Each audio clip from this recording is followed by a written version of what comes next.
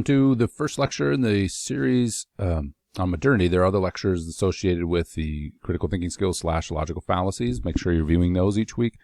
Also be sure before you watch this video in its entirety, this lecture, to watch the Introduction to Modernity YouTube video. Is very well done to explain what modernity is. I'll talk a little bit about it here, but I'll obviously spend some time setting the tone for the course, what you'll be studying, and hopefully you'll see the connections that are trying to be drawn with the material in the course to help better understanding of how modernity has affected our well-being today, or our wellness today. If you haven't watched the video on assignments, be sure to do that as well. I know there's a lot of writing, as mentioned, but the point is that you interact with these ideas. You interact with the information I'm putting in front of you. Now, this is an introductory course, so we're going to touch on each one of these areas. I'll highlight some in this lecture. We could have a whole course on one particular topic, like the Industrial Revolution, how that affected the well-being and has continued to affect the well-being of us today as moderns, pre-moderns. Okay, so this is an introductory course, though. Again, just keep in mind the whole idea is that we're practicing critical thinking skills as we look through the literature, as we look through the research literature, historic writing, whatever it may be, and think critically about it, and then again apply it to how we're thinking about wellness today. So that's the crux of the course. And part of this first lecture is, and the next one on holism versus reductionism, is thinking about actually how we understand information before we dive into some of the topics. Okay, so when I say holism and reductionism, you understand what those things mean, and that perhaps by changing, it's kind of like, I don't want to get too far into this because I'll spend more time on it in the next lecture, but by changing like the lens, like the zoom feature on your phone, that's kind of reductionism versus holism.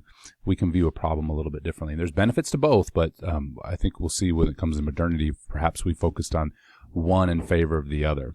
Okay.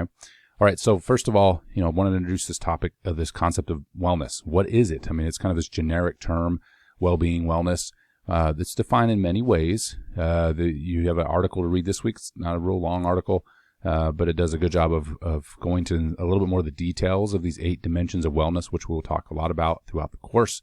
You can think of this as the outcome that we're interested in, right? We're interested in how these dimensions are interacting with one another and as a result of modernity's influences. So you see the octopus there with modernity on it. Modernity has many tentacles, okay? Again, if you haven't watched the video on modernity, you're like, what the heck is modernity? Go watch that video first. Now, I'm going to just briefly describe it here. Modernity is time period. Some people, it's debatable when it's defined, with hard, concrete ending and starting points. But you could think of it as roughly the 1800s. I would say, though, most people say the long 19th century, 1800s, and we're still in modernity today, even though it's argued that we're in postmodern times right now. Okay, so just keep that in mind. This is a long span of time. And the reason I've highlighted it here is because there's been significant changes, whether that's world events, with 2 world wars, or that's with a lot of emerging philosophy that wasn't predominant before modernity. And when we look at wellness today and the things that we struggle with in the world of wellness today in these 8 dimensions, which are all interacting with one another for the most part, is modernity and its influence part of the issues that we face? And so, if you've ever taken a wellness class before, or maybe a health class in high school or something like that, you focus on typically the outcomes. So, you might take a tree and look at the leaf very closely and say the leaf has a problem, and then we're going to treat the leaf. Well, this class, what I want to do is think less about like how many grams of sugar you're eating or consuming, and here's the, don't eat more than this. This is bad for your health if you consume more than this. And instead think of, okay, well, why is there so much sugar anyway? Like, we want to think a little bit upstream, so into the branch, down to the trunk, and to the roots. And we're going to see that many of the issues we face today as moderns are as a result of roots that are found in modernity, the thinking of modernity, the philosophy of modernity. Again, I mentioned some of the big world events, and obviously entwined with that is political science, sociology, psychology, so many things that culminate obviously in the course of a century plus. And so we're going to explore just a few of them. Okay, and we're certainly not going to be able to hit all of them in great depth, like I mentioned before. But my goal again with this course is that you you're thinking a little bit more broadly. You're using the liberal arts, right? This liberal arts is, all these different collection of, think of it like your gen eds, which everybody's like, gen eds. I mean, I realize this class wasn't higher on your list to take if it wasn't on your list, and you're like, probably most of you it's just a checkbox. I get it. But I hope this class becomes more than that. Not only are we just thinking about how modernity is affecting wellness, but we're also thinking better, right? And that's, as a professor, that's one of my goals in any of my classes, that even if you don't remember all the content per se, is that you have become a better thinker, and as a result then can sift through information on your own in the future. By the way, I will try to keep these videos short, no more than 15 minutes. This one might be just a touch longer because I'm introducing the course, but I'm going to try to keep them small so they're easier to digest and lose focus maybe as you watch the videos. Again, do make sure you read through all the material and watch the lectures each week before you take the quizzes. So just a side note, I should have mentioned that up front. Make sure you're more than welcome to use all the material while you take the quiz. That's all fine, but make sure you look through all the material first. Again, go and watch that short video on the assignments and the reflection papers as well for a little background. Okay, so one of the things that is helpful when we start to say, okay, what is modernity and how has it changed us today, is what was the world like before modernity? Now, we're going to focus mostly on the Western world, but you'll see the tentacles of modernity reach into all parts of the world. Okay, so I mean by the Western world, like Europe, United States, right? Typically the focus of our history and political science and etc. Here at OCU and any for the most part any university in the United States. So we're going to focus on that. Realizing there's a big world out there that we're maybe going through different cultural shifts, different phases as well, but this phases of culture, phases of learning, etc. Growth, but these tentacles of modernity even stretches beyond just the Western world. Okay, so we want to know though what was going on before, just a brief snapshot, so we can frame modernity a little bit better, and then if we understand modernity, at least somewhat, we can start to think about solutions to some of the challenges we face today a little bit more clearly, and perhaps not just put band-aids on things, but be able to address the roots. And keep in mind that, even as we go through this class is siloed. So we're going to talk about, the technological revolution and the sexual revolution. We're going to do these things in silos, but obviously they're going to interact with one another. There may be some issues that the root, one of these revolutions, is more causative than the other, right? So it's not a blanket statement even in as we review these, that all these causes are the same, or right, they're going to affect the dimensions of wellness all the same. No, not necessarily. And I think we're start to see that complexity, and I'll talk just a little bit about complexity in the next lecture. Okay. So I think this is a nice example of this time period that was going on in the late 1700s, the late 18th century. And during this time period in the late 1700s, it was the time period that's called the Enlightenment, or the Age of Reason. This is where there's a tremendous growth in the area of philosophy, and he started to see a move away from, in the Western world in particular, from Christendom. So more of a, Christendom was about 1,000 years long, more of a church-focused society. The norms of the day were established by the church, the Catholic Church specifically, but you had the Reformation as well that occurred. So there was more of a focus on the transcendent being, and if somebody wasn't in Christianity, there was still a focus on a transcendence for the majority of people. Okay, so a god or gods were the focus. Well, we had this shift then in the Enlightenment period as scientific discoveries increased and theories abounded, and new philosophical arguments were made that God did not exist. In fact, that man didn't even need any sort of transcendence to continue. And we'll see some of the major players that are part of that movement. So what I did here is I just put some of the two major revolutions, which you're probably familiar with, at least you've heard of them, is the French Revolution and the American Revolution. And I just contrasted them. I want you to see the language here. This is in the late 1700s, obviously, and the French Revolution was after the American Revolution. But you're starting to see, I'm using this as just an example of this mind shift, the shift in mindset. And that's what we're going to talk a lot about in this class, is mindset shifts and how that has influenced then how we treat or how we regard ourselves and how we deal with stress, how we do, something's very much on the leaf level, on the micro level, and then how we deal with one another, and then further out our community, our nation, and the globe. So in the French Revolution, you see demos here, the people, democracy, and you can see the language here. It says the representatives of the French people organized the National Assembly believe in the ignorance, neglect, or contempt of the rights of man, are the sole cause of public calamities and of corruption of governments, have determined to set forth a solemn declaration that natural, unalienable, and sacred rights of man. So you're like, okay, what does that all say? So there was a major shift, obviously, going on from monarchy to very similar, not the same, but similar shift away from monarchy to kind of people ruled, the demos, the democracy. And in this writing, though, you see the French people are the ones that are determining the sacred rights of man.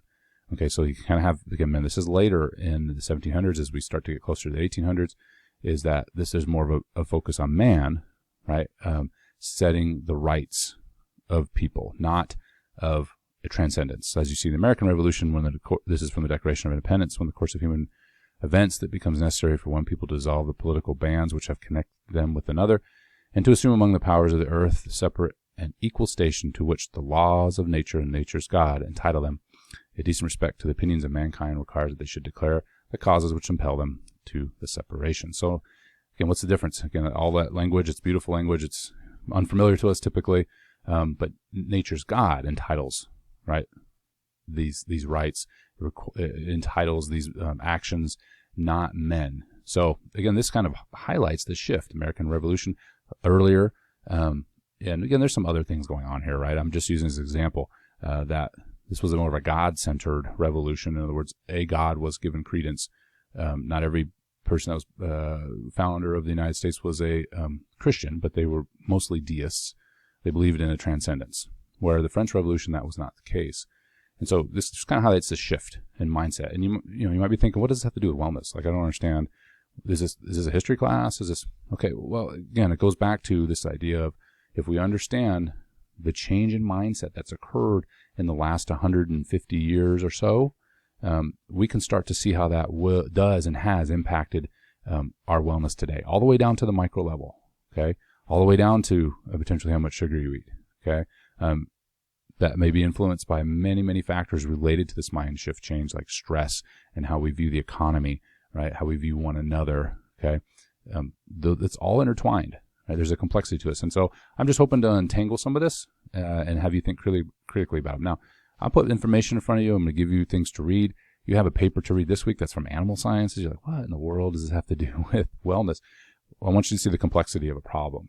And I want you to see how you can work through a problem, understanding all the different components of it. And that one component, how does that affect the outcome that you're interested in? You're going to see a similar type of thing when you do your final project. You're going to kind of do this yourself. Is build this, really concept maps, but sometimes there's different versions, like a mind map, that you can just thinking about how we think, right? And if we change the way we think, we probably will change our physical, right? Whether that's nutrition, whether that's our activity, right? I mean, all these things are going to change as a result of how we think, okay? So this has a lot to do with wellness, and that's what I want to have you wrestle with during this class. This being this mind shift change. So modernity is defined by a lot of revolution, a lot of revolutions. Okay, scientific revolution. I kind of already mentioned this before. Again, and again, keep in mind modernity is a long time frame. So some of these revolutions occurred later in modernity, and some have come early. Like the scientific revolution occurred earlier. The industrial revolution occurred earlier, and some argue it was very short. But I would say it's gone well into the 20th century. Technological revolution is later, right? We're still in part of that technological revolution. The sexual revolution, a little bit later in modernity, okay? Even though the roots of it are earlier, right? Some of these thought processes, or people thinking about sex and the family occurred, in the early part of modernity. So these are just some of them.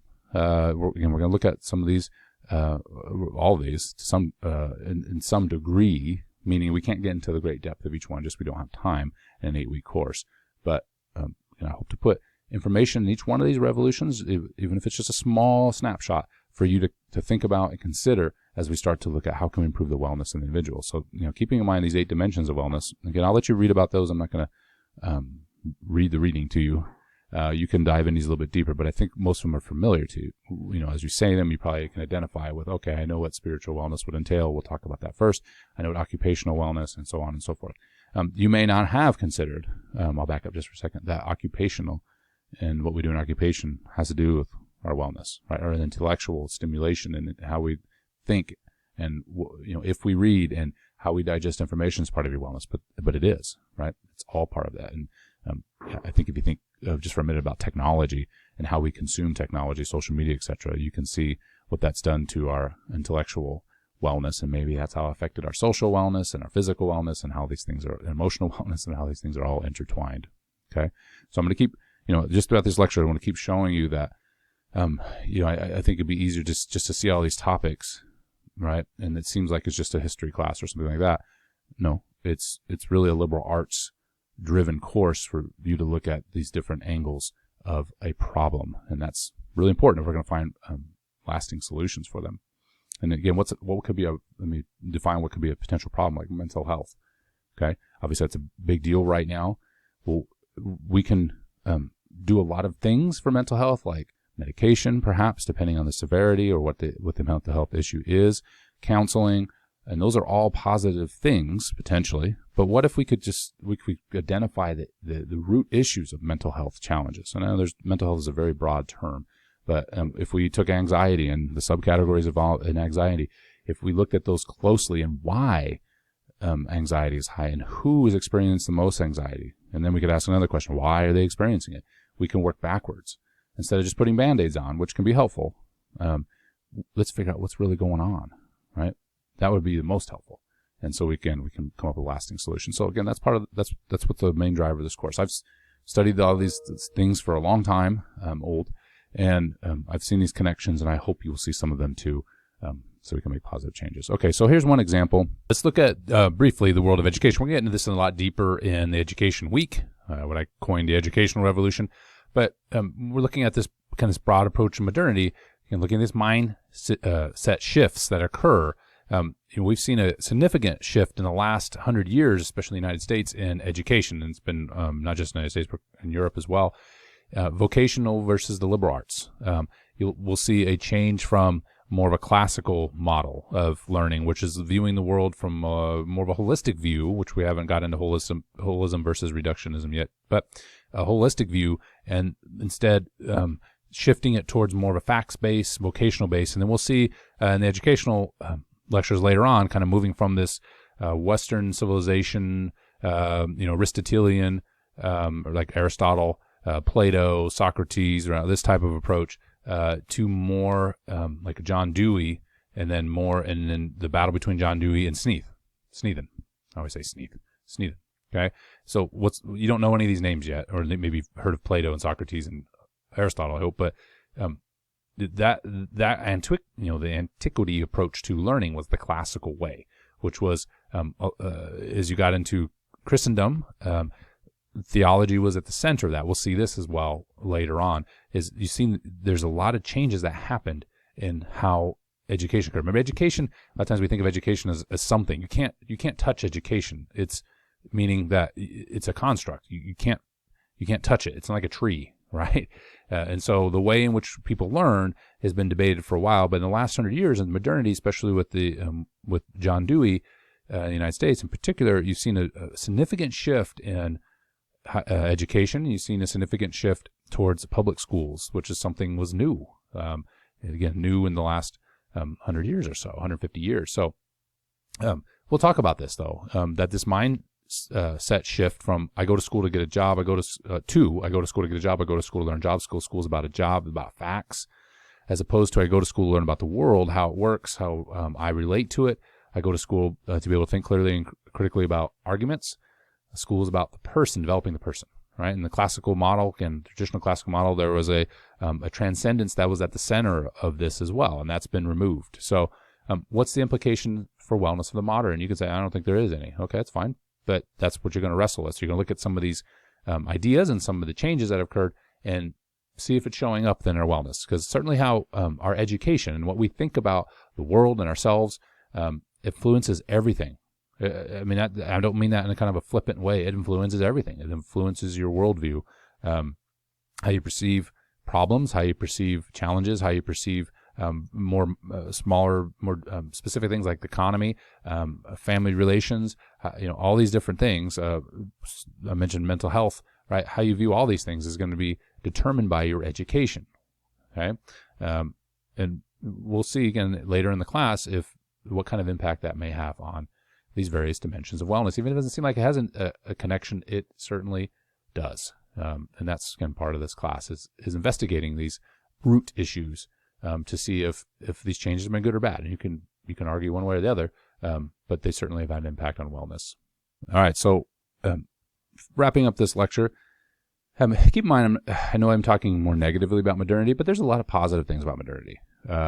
Most people think of technology when they think of modernity, but like modern medicine, what we call modern medicine, the democratic, I'm going to use that term loosely just because it's oftentimes misdefined, but this democratic kind of liberal, not politically, but liberal, meaning kind of open to everybody's society, that everybody's ideas have value. That may be changing, but for now, everybody's ideas in the marketplace of ideas should have some value as long as they're not hateful, right? So that's been a product of modernity. I mean, like if you look at the United States and most of the Western world, this is the most free people have been, right? For the amount of freedom, the amount of liberty is higher than.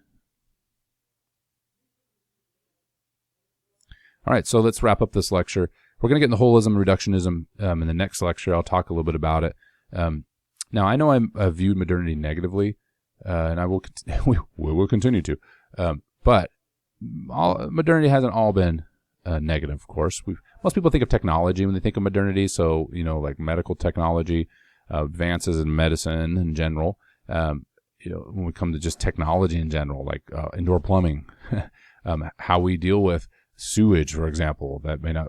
Wow, that's all part of modernity. These are all positive things that have happened. Farming practices that have produced more food, and we could argue maybe that's not a good thing too, right? And we will talk about nutrition in one of the weeks, right? There's some positive things. What I wanted to focus on this class though is that even if there is the nutrition example, if there is a positive to it, there may be some downsides to it as well that we need to consider.